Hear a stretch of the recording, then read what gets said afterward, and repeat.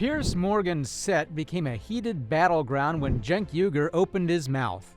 Unfiltered, unbothered, bashing the conspiracy theories set by the panel present in the interview. Now at this point, President Biden has a very serious form of cancer.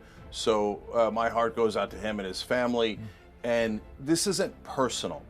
But at the same time, we have to be honest about what got us into this mess. Because it isn't about Biden. It's about, do you just bow your head to power and the demands of power, including the gaslighting and the absurdity?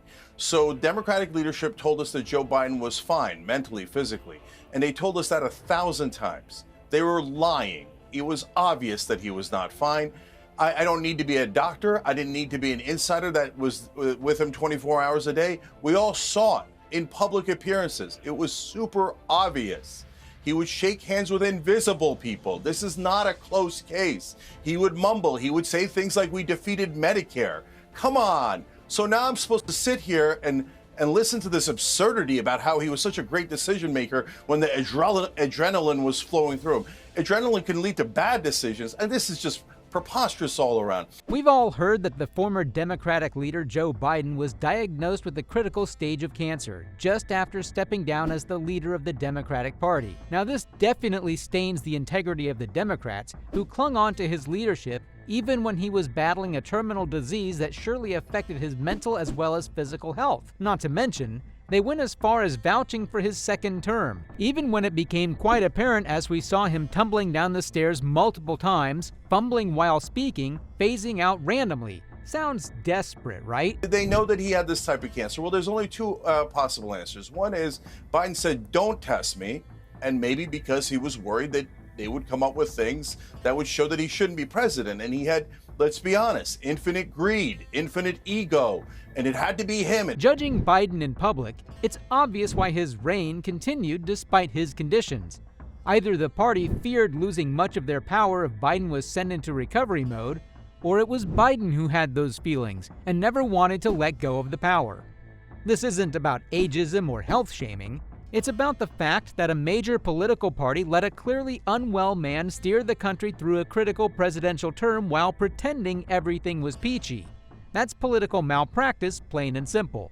Jamie just said that I don't agree with at all is this idea that it couldn't, you said no other Democrat could have rallied our allies to oppose Russia when they invaded Ukraine. Why?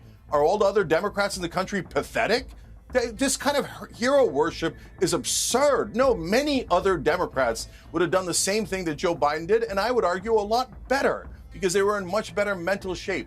So if we actually challenged our own, we would get better leaders. We would get stronger leaders, leaders who could defeat people like Donald Trump, who has an IQ of around 70.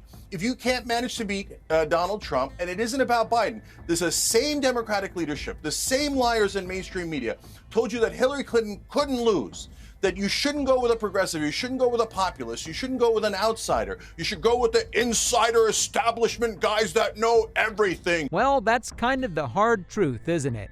The Democrats backing Biden like he was some kind of political messiah was going well for them until people remembered how he couldn't string together a sentence without needing subtitles. They know Hillary's going to win. They know Kamala's going to win. They know Joe Biden is the best Democrat. Nonsense. We lifted the curtain, we saw the all-powerful wizard, and we know that the wizard is full of crap.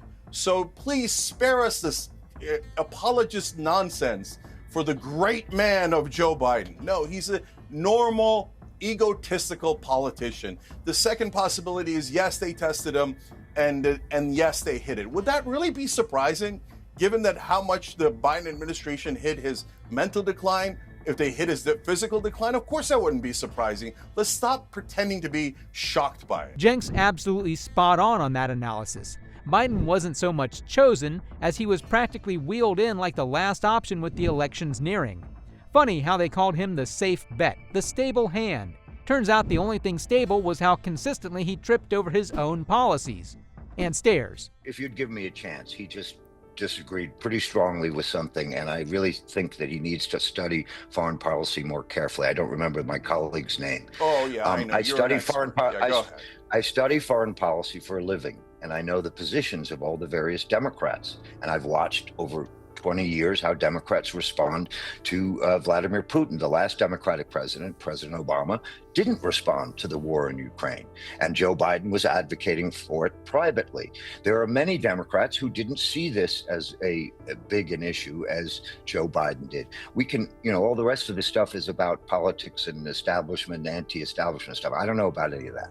What I know is the foreign policy business, and I can say with confidence that of the various leaders of the Democratic Party, Joe Biden was the one most likely to respond in the most aggressive way to Vladimir Putin's invasion. I say that with great confidence, despite what your colleague suggests. So that's it? That's all you caught in the Biden term. Perhaps we should scratch off the rampant inflation, the severe domestic violence, and the depreciating situation in the country. Natalie, just before I get your general response to this story, I've been really shocked. I went on X last night because within minutes of me posting the news with the statement from the Biden family, which was, indisputable in what it said. This was stage 5, very aggressive prostate cancer that had metastasized into his bones. If you're in your 80s and that has happened to you, you are fighting for your life. And, it doesn't need an expert to tell you you're in very serious danger of losing your life. And in that moment, it just seemed to me the only humane response is to wish him well. You can have all your other debates and arguments, over the next few days, as people have been doing the last few months. That's fine. But at least give the man, 24 hours of decency and humanity, as I would expect if it was Donald Trump or if it was anybody else. But I was struck by the venom that poured out. And I then posted again and said, look, whatever your politics here, come on. Yeah, sure. Let's all applaud Biden for staying in office while unfit, because apparently leading the free world is just a hobby you can keep up with between doctor visits and mental lapses. Imagine telling millions of struggling Americans to give Biden a break while he made economy-wrecking decisions from a chair he probably forgot he was sitting in. This is sick. What is going on? Just show some respect to this guy. 50 years of public service, fighting for his life. But no, that just made it worse. There was a tidal wave of filth on social media. Mockery, glee, ecstasy, willing him to die quickly. Not a shred of humanity pervading so much of what I saw. And I wasn't just disappointed or angry about it. I was genuinely shocked. How has it come to this?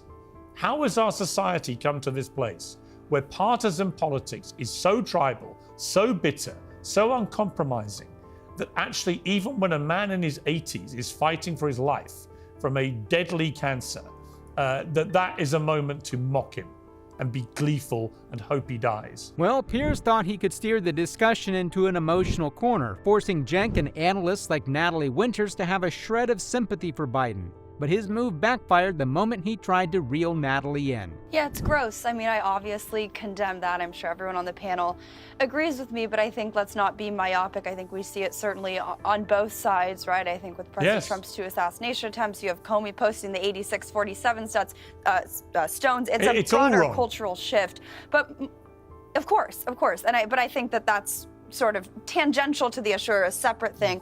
I think the anger that is sort of seeding that is an outrage for, respectfully, people who will come on this program. I would say that you should maybe study the prerequisites to be commander-in-chief or the president of the United States. I think it's more than just a surge of adrenaline that maybe gives you a 50% chance to maybe make a good decision. I'd also posit that maybe certain other presidential candidates, whether President Trump or Democrats, wouldn't have actually had to have stood up to Putin, because he wouldn't have invaded like he didn't under President Trump, because they wouldn't have had someone who was essentially dead, either from a mental cognizance perspective or even just an actual health standard. And I think if you look at the legacy of the Biden regime, it's cover up after cover up after cover up. And I'm so glad that Antony Blinken is very adamant that Joe Biden had a really good sense of geopolitics. I really disagree with that. A panel full of Biden sympathizers and pro-democratic individuals, and yet Cenk Uygur and Natalie Winters decided to wreak havoc on the show.